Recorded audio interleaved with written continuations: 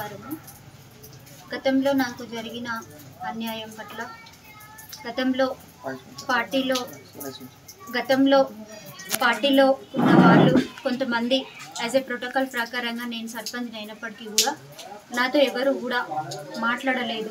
ఇది కరెక్ట్ కాదు, ఇట్లా చేయడం తప్పు, ఇట్లా మాట్లాడడం తప్పు అనేది విషయం నాతో ఎవరు కూడా మాట్లాడలేదు. నా హస్బెండ్తోనే మాట్లాడడం జరిగింది. ఇప్పుడు నేను చెప్పే విషయం ఏంటంటే, సరే తగ్గించుకొని ఇంటికి వచ్చిండ్రు కదా అని చెప్పేసి క్షమాపణతో నాకు ఇష్టం లేకున్నా సరే కొంతమంది బలవంతం చేయడంతో నేను క్షమించిన.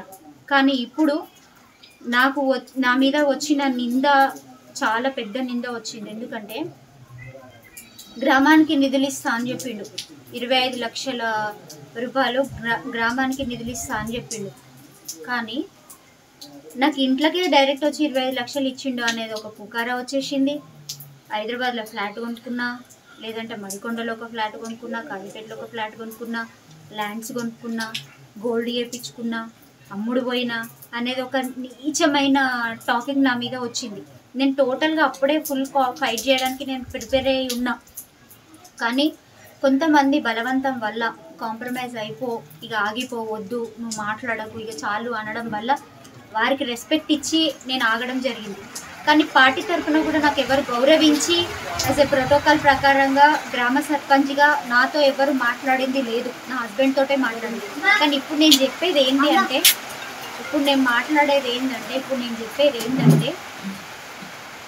గ్రామానికి నిధులు ఇస్తా అని చెప్పిన ఇదే తాటికొండ రాజయ్య అనే ఒక మనిషి, అదేవిధంగా ఎవరైతే మధ్యవర్తిగా ఉందో కొద్దిగా నన్న సిగ్గు, శరం, రోషం, సంస్కారం ఉన్న ఆడ మనిషి అయితే నా భర్తను ట్రాప్ చేసి నా భర్తను నాకు కాకుండా వేసి నా కాపురంలో సిచ్చు పెట్టి ఏం చేసింది అంటే,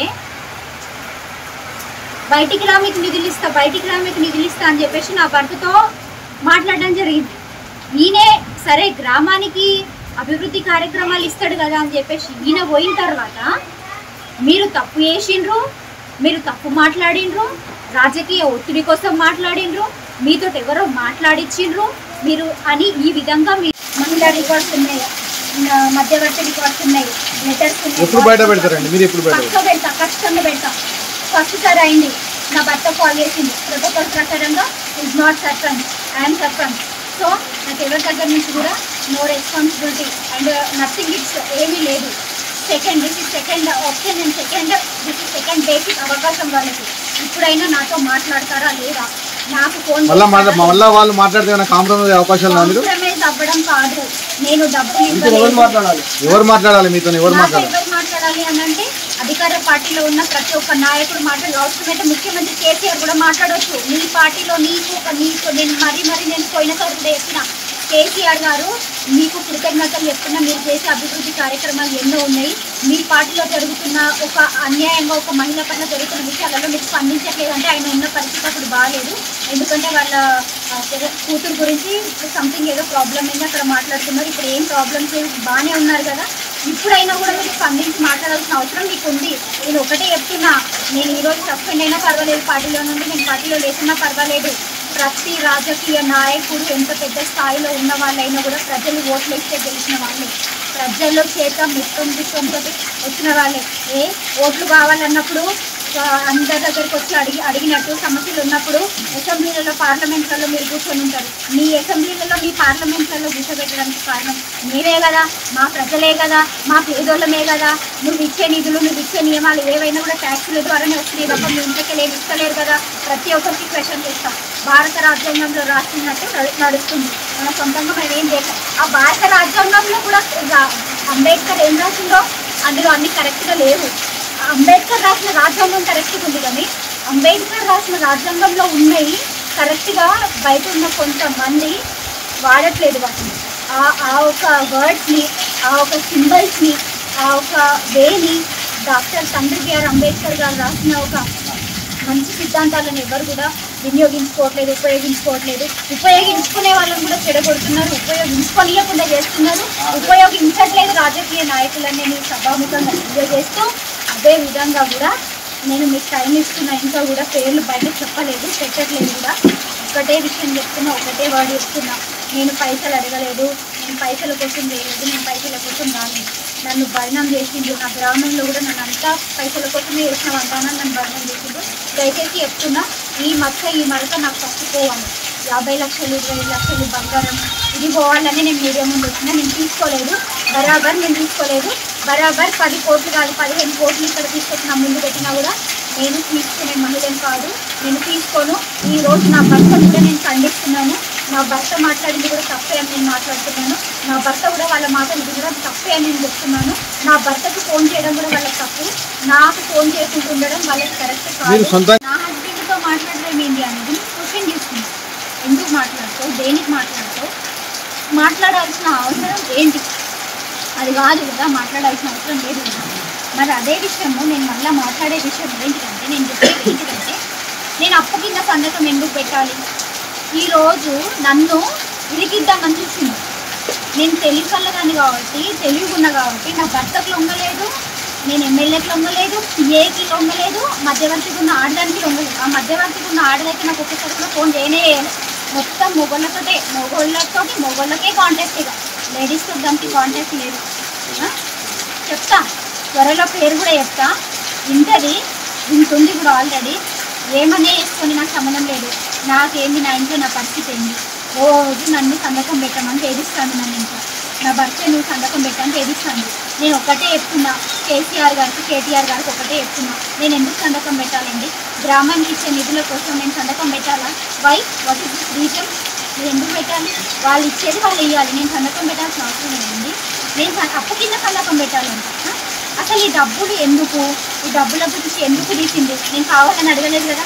ఆడవాళ్ళకు జరిగే అన్యాయాల పట్ల, అరాచకాల పట్ల నిలదీసి మాట్లాడడానికి డాక్టర్ బిఆర్ అంబేద్కర్ గారు రాసిన రాజ్యాంగం ద్వారా ఎప్పుడు కూడా నీతిగా, నిజాయితీగా, ధర్మంగా రాజకీయం చేయాలని చెప్పినమే తప్ప వ్యభిచారం చేయాలి, ఒకరికి లొంగాలి, ఒకరికి ఇంటికి పోవాలి, ఒకరు చెప్పినట్టు తినాలని చెప్పడానికి వినడానికి కదా కాదు కదా రాజకీయం చేయాల్సింది. నేను ఒక క్వశ్చన్ చేయాల్సింది ఏంటంటే, నేను ఒక క్వశ్చన్ చేసేది ఏంటంటే, ఎందుకు పైసలు ఆశ పెట్టించింది? ఫస్ట్ ఎందుకు నా భర్తను బయటికి రప్పించింది? ఎందుకు నా భర్తతో సంతకం పెట్టియాలి అని చెప్పి నాకు నా భర్తకు ఇంట్లో పిల్లలు ఎందుకు పెట్టింది? నేను సంతకం నువ్వు సంతకం పెట్టాలని ఆయన నన్ను ఎందుకు రోజు వేధిస్తున్నాను? ఎందుకు నేను నా భర్త ఎందుకు సంతకం పెట్టాలి? ఇంకెవడు 5 లక్షలు తీసుకున్నాడట, 6 లక్షలు తీసుకున్నాడట, మొత్తం సెటిల్మెంట్ నేను చేసేస్తా, నీ జోలికి రాకుండా వేస్తా అని ఎమ్మెల్యే దగ్గర పోయి ఒక కూర్చొని నా కొడుకు 6 లక్షలు తీసుకున్నాడట. సిగ్గు శరం రోషం లేని ఒక పెద్దవ వాడు, ఒక రెడ్డి నా కొడుకు ఒకడున్నాడు, చెత్త పెదవ, ఒక దొర అనేసి ఒకడున్నాడు. వాని పేరు కూడా త్వరగా బయట పెడతాడు. వానికి లేదా సంస్కారం లేదా? అయినా వాడు లేకుంటే అప్పు చేసుకోవాలి. అరే ఎమ్మెల్యే దగ్గర అప్పు తీసుకొని నా పేరు చెప్పుకొని వాడు సెటిల్మెంట్ చేసుకోవడం ఏంటి? నేను తప్పు చేసినట్టు కదా. వాడు అప్పులు తీసుకుంటే నా పేరు చెప్పుకొని, వాడెవడో సిగ్గులేనోడు వాడు 6 లక్షలు తీసుకుంటాడు. ఈ సిగ్గులేదేమో మొగోళ్ళకి ఫోన్ చేసి మాట్లాడుతుంది. నా ఇంట్లో ఉన్న భర్త ఏమో ఒకప్పుడు సపోర్ట్ ఇచ్చి నాతో అన్ని మాట్లాడిన నా భర్త ఇప్పుడు సంతకం పెట్టమని పొద్దున్న దాకా తెల్లని దాకా నన్ను పైసలు వస్తే సంతకం పెట్టమని నన్ను ఇష్టం వచ్చినట్టు ఇంట్లో టార్చర్ పెట్టాను. నేను పెట్టాల్సిన అవసరం లేదు. అవసరమైతే నేను విడాకులు తీసుకొని బ్రతుకుతాగా, నేను సంతకం పెట్టాను. నేను భర్త మాట వినను, నేను ఎవరి మాట వినను. పైసలు ఆశ పెట్టించింది, ఎందుకు పెట్టించింది? పైసల గురించి ఎందుకు ఫస్ట్ మీరు ఇదంతా తీసుకొచ్చింది? నా భర్తను ఎందుకు బయటకు తీసుకొచ్చింది? నా భర్తని ఫస్ట్ మీరు ఎందుకు పైసాశ పెట్టించింది? ఈ మహిళ ఇప్పటికైనా కూడా ఫోన్ చేయాలనుకుంటే నాకు చేసి మాట్లాడాలి. కానీ ఖబర్దా, నేను మళ్ళీ చెప్తున్నా, నా భర్తకు ఏ రాజకీయ నాయకులు కూడా నాకు చేయాలి. ఎవరైనా చేస్తే ఫోన్లు నా భర్తతో మాట్లాడినా, నా భర్తకు ఫోన్ చేసినా, నా భర్తకి డబ్బులు ఆశ పెట్టిన బిడ్డ పోస్ట్ కారం పెట్ట ఇంటికి వచ్చి ఇంట్లో ఎలగొట్టేటట్టు వేయకుంటే నేను ఇక నా పేరు మార్చుకుంటే ఈసారి నేను వదిలేదే లేదు. జాగ్రత్త మైండ్, ఈసారి ఎవరిని వదిలేది లేదు. నేను అసలే వదిలే. ఈసారి నేను డబ్బులు తీసుకున్నాను నన్ను అందరూ అంటున్నారు, నేను తీసుకోలేదు 100%. జనాలందరికీ నా గ్రామంలో ఉన్న వాళ్ళకి తెలవాలి, బయట ఉన్న జనాలకు తెలవాలి. ఎమ్మెల్యే దగ్గర నేను ఒక్క రూపాయి ఆశించలేదు, ఒక్క రూపాయి తీసుకోలేదు. డబ్బు కోసం నేను మహిళలకు జరిగే అన్యాయాల పట్ల నేను డబ్బు కోసం వచ్చి చెప్పలేదు.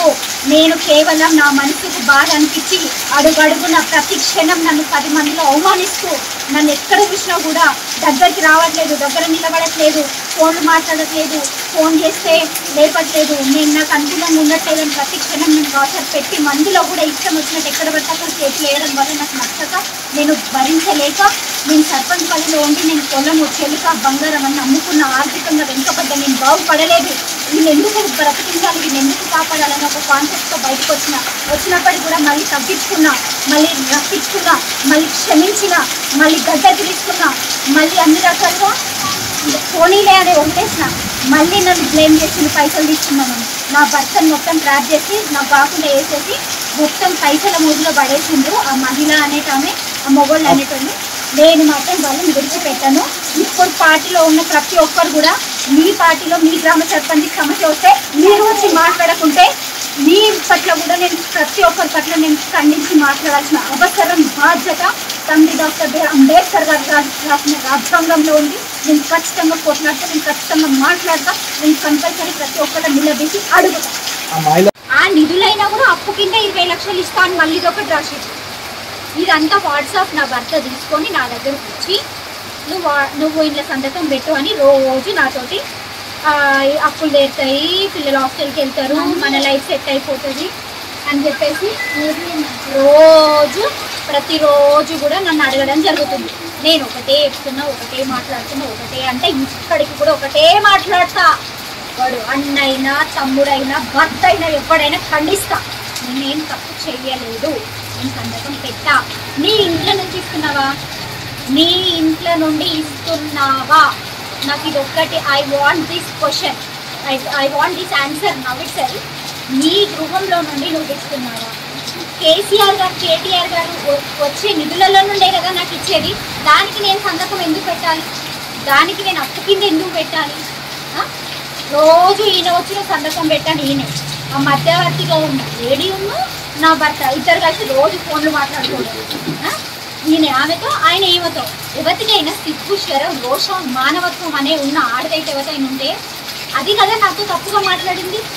నాకు కదా అది చేయాల్సింది. ఫోను నాకు చేయకుండా ఒక మొగాయనతో మాట్లాడడం ఏంటి, ఒక ఒక ఒక ఒక ఆడ మనిషి ఒక మొగోళ్ళతో మాట్లాడడం ఏంటి? ఎవ్వరు లేరు, నా వెనక ఎవ్వరు మాట్లాడివ్వట్లేదు. హాయ్ ఫ్రెండ్స్, మా టుడే టుమారో యూట్యూబ్ ఛానల్ చూస్తున్నందుకు చాలా థ్యాంక్స్. మరిన్ని లేటెస్ట్ వీడియోస్ కోసం వెంటనే సబ్స్క్రైబ్ చేయండి. అలాగే ఈ బెల్ ని కూడా రింగ్ చేసేయండి. మా నోటిఫికేషన్స్ అన్ని మీ మొబైల్లో వస్తాయి. అలాగే మా వీడియోస్ మీకు నచ్చితే లైక్ చేయండి, షేర్ చేయండి, నచ్చకపోతే కామెంట్ చేయండి.